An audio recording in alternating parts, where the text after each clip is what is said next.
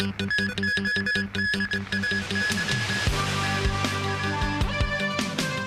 government says the mandatory seatbelt law is problematic and will be revised.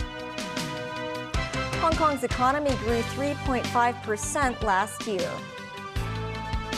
And Supreme Court of Panama rules contract with the C.K. Hutchison Company on Panama Canal ports is unconstitutional.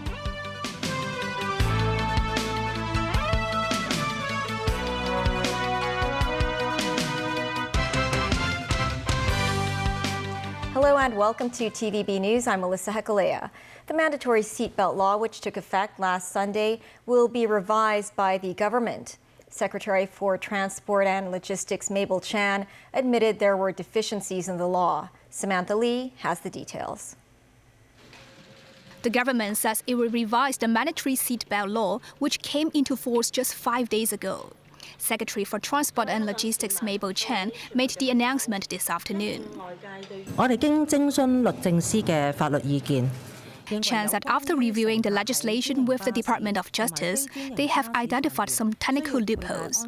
The law failed to reflect the intent of the policy, requiring all passengers riding on public transport.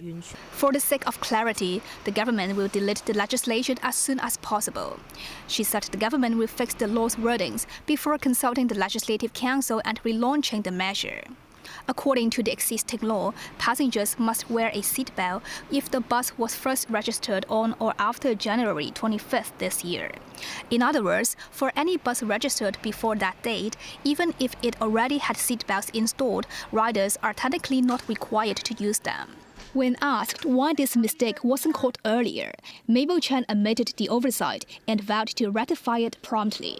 Meanwhile, Secretary for Security Chris Tang strongly advised passengers to wear seatbelts regardless of whether it is a legal requirement. I think wearing seatbelt is one of the best ways to safeguard the life during any traffic accidents. The government will pursue regarding the follow-up regarding the legal enactment issues. For the time being, law enforcement officers will do maximum publicity regarding the wearing of seatbelt. So what do residents think?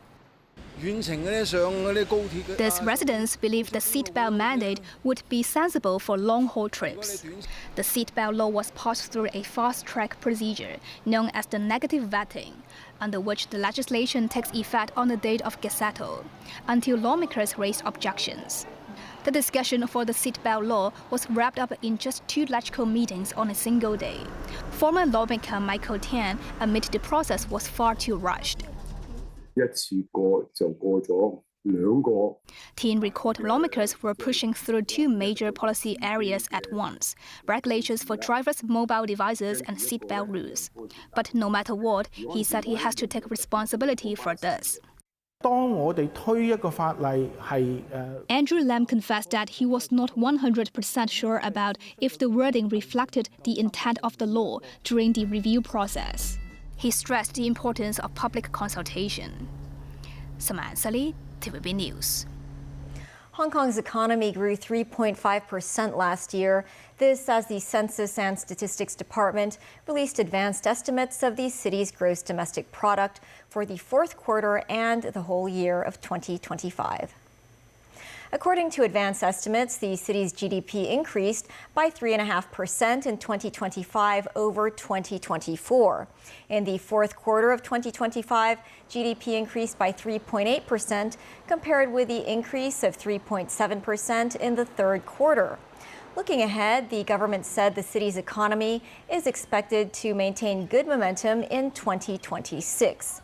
This due to sustained moderate expansion of the global economy, coupled with improving domestic consumer and business sentiment.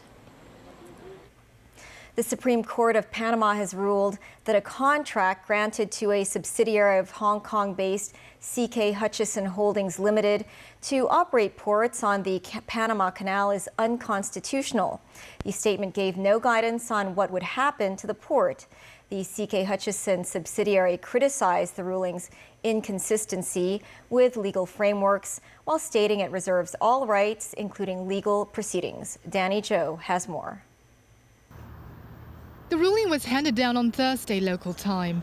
Panama's Hill Ponds Palace of Justice said that following extensive deliberation, it found the concession contract for the development, construction, administration and management of the Balboa and Cristobal ports by the Panama Ports Company, a subsidiary of CK Hutchison, was unconstitutional.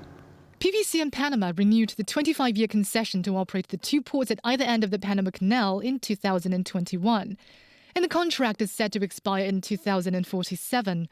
But last July, an audit by Panama's controller appealed to the court, alleging that there were irregularities in the extension.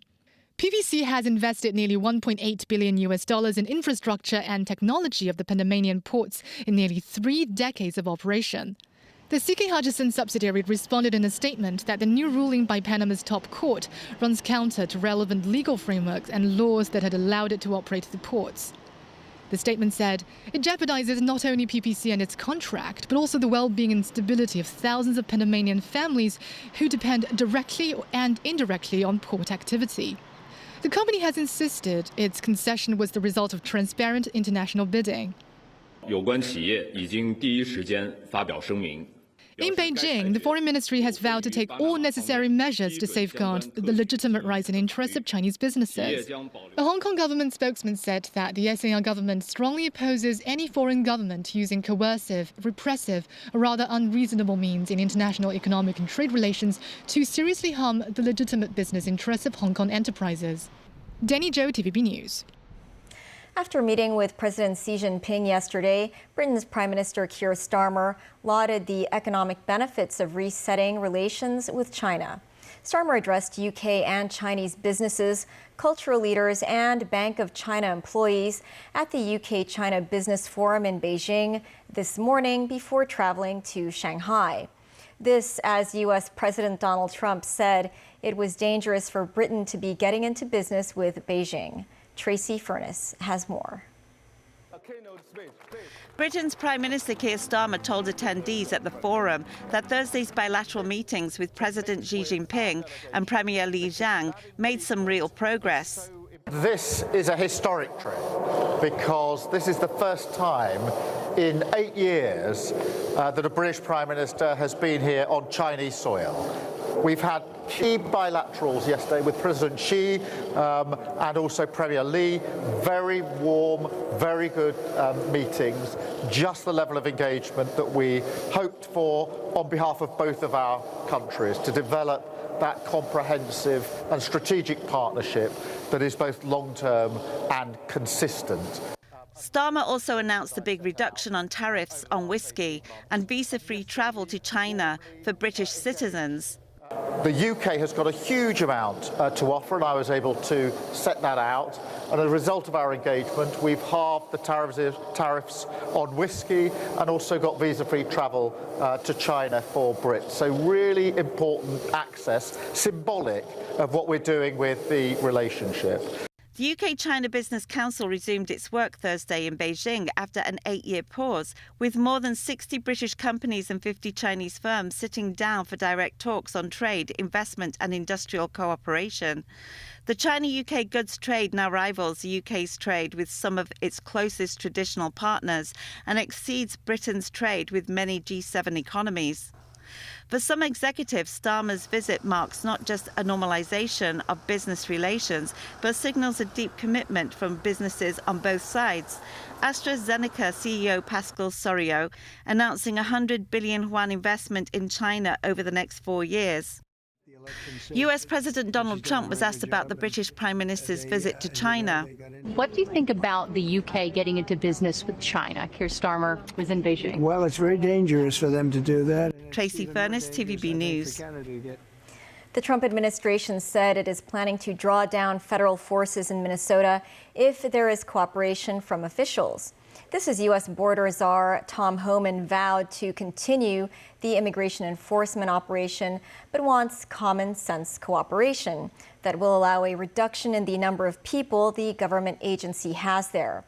This after the fatal shootings of 2 U.S. citizens in the state this month. Tracy Furness again. During a news conference Thursday, US President Trump's border czar Tom Homan warned dangerous rhetoric in Minnesota must stop and said an immigration enforcement officer drawdown is possible, but only after cooperation from state officials. The hostile rhetoric and dangerous threats and hate must stop. We got to stop the rhetoric, the hateful rhetoric that has caused an increase in assaults. That has caused, because of that, have to send security teams out with arrest teams. He added that once the rhetoric dies down, it will allow him to pull more agents off the streets once the environment is safer. President Trump wants this fixed, and I'm going to fix it. Homan suggested a renewed focus on what Immigration and Customs Enforcement, or ICE, calls targeted operations designed to focus on immigrants who have committed crimes. We will conduct targeted enforcement operations. Targeted. What we've done for decades. When we hit the streets, we know exactly who we're looking for. Good idea where we may find them. This is news footage has emerged that shows Alex Pretty, 11 days before his death, one of 2 US citizens killed by Border Patrol officers.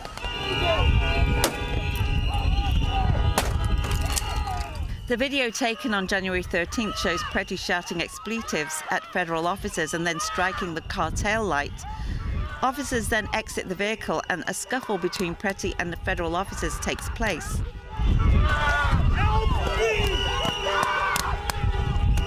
Pretty is wrestled to the ground and his coat comes off. He turns his back to camera, showing what was claimed to be a handgun in his waistband. Several people gather around before the officers leave.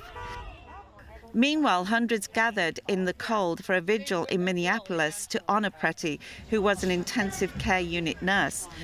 I've been kind of vacillating between feeling like kind of depressed and heartbroken and enraged, and this just felt like a good way to be together with my fellow medical professionals, and I feel like he's one of us. Like it was him, but it could have been any of us. Tracy Furness, TVB News. Still ahead, ICAC arrests 33 people on suspicion of scamming the government's technology funding of more than $150 million. And Polytechnic University has developed the city's first cross-border AI legal service.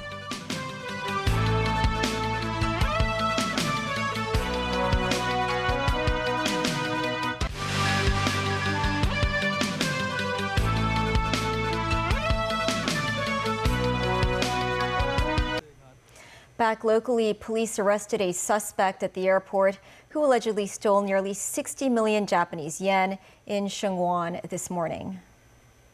The daylight heist occurred at around 9 a.m. A staff member at a currency exchange shop called the police after witnessing 2 men being robbed on DeVoe Road. 2 assailants snatched a large sum of cash totaling 58 million yen, equivalent to nearly 3 million Hong Kong dollars. Sources said the 2 robbers fled the scene by taxi. The ICAC arrested 33 people on suspicion of scamming the government's technology funding of more than $150 million. Mimo Singhai reports. The Independent Commission Against Corruption arrested the 33 suspects in 2 separate operations this month. In the first operation, which involved the Digital Transformation Support Pilot Program, authorities found that an IT services provider has submitted more than 1,000 applications of relevant subsidy for small and medium enterprises. ICAC also discovered the corruption syndicate had suspected of employing 3 vendors, which claimed to offer free assistance to the enterprises in applying for government technology subsidies. In the event, 6 men and 3 women aged between 27 and 58 were arrested. The second operation involved a technology voucher program. ICAC investigation showed that 6 IT services suppliers were involved in about 470 related applications, with subsidies amounting to more than $100 million. A total of 18 men and 6 women aged between 30 and 66 were arrested. After the ICAC's intervention and interdepartmental cooperation, authorities put on hold almost 90% of the subsidies. Mimo Singhai, TVB News. The Education Bureau is proposing a practicing certificate requirement for teachers in Hong Kong. Under the new measure, teachers will have to renew their certificates every 3 years. This as the government is amending the education ordinance. Sources say teachers will be required to complete 150 hours of professional development training within the 3-year period, while having no criminal record. If approved, the measure will start in the 2027-28 academic year. Applications for the third phase of light public housing is now open. This batch features 4 projects, including a site in Kai Tak. Samantha Lee reports. On the first day of applications, residents flocked to the Housing Authority's Customer Service Center in Lok Fu to hand in their forms. Many of them are living in subdivided units. Ms. Jones said, "I have been living in a shoebox flat for a year. The current rent is over $4,000, but here is only around $1,000. This phase of light public housing covers 4 locations, including Shen On Street in Chai Wan, Phase 2 of Olympic Avenue in Kai Tak, Yampo Road and Ching Fat Street in Tu Mun. Monthly rents range from $900 to $3,020. Applicant Ms. Learn is hoping to get a flat in Kai Tak because it is located in the urban area with good transport network. Mr. Chen also chose Kai Tak as he hopes his children could go to the same school after relocating. Eligibility is restricted to those who have been on the public rental housing rating list for 3 years or more. Priority will be given to those in inadequate housing or families. Samantha Lee, TVB News. The Hong Kong Polytechnic University has developed the city's first cross-border AI legal service system. Mimo Singhai reports. Artificial intelligence application in the legal sector has become a much-discussed topic in society. Speaking to the media on Friday, the Hong Kong Polytechnic University presented the city's first developed cross-border AI legal service system, Wise Law. Aiming to enhance the work efficiency and accuracy of legal professionals, the system incorporates 4 features, including a contract review function, which reduces the review time from 4 hours to 5 minutes. We already have over 1,500 legal professionals as our professional user on our platform. So we have yet to decide the coverage of the local law firms. But we do have the plan to offer CPD course to train more Hong Kong legal professionals how to use AI or how to build his or her own AI.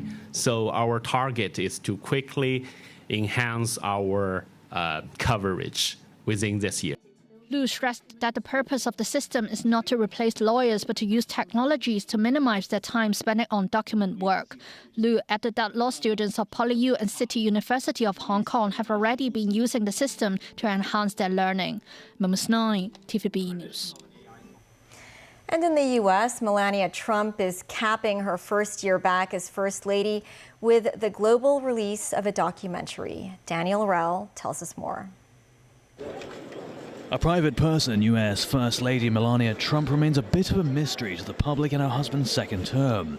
The film Melania premiered on Thursday at the Kennedy Center before it is released on Friday in more than 1,500 theaters in the U.S. and around the world. The U.S. First Lady said viewers will see how she conducts her businesses and philanthropy, cares for her family and builds her White House team. She called it beautiful, emotional, fashionable and cinematic and said she's very proud of it.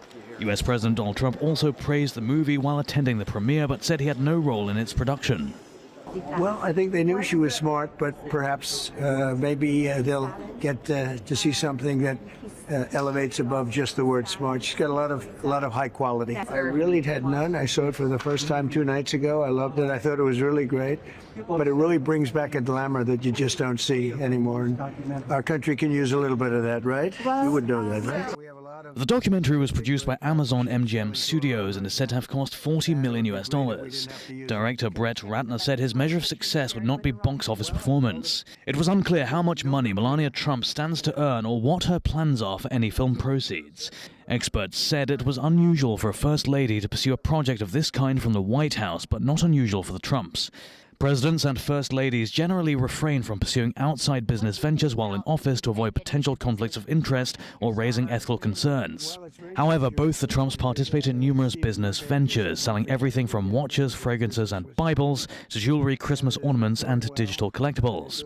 Mark Beckman, the First Lady's longtime senior advisor, defended the financial arrangement, which Amazon has declined to comment on. The movie also marks another link between the Trumps and Amazon founder Jeff Bezos, who has worked to improve a once tense relationship with the US president.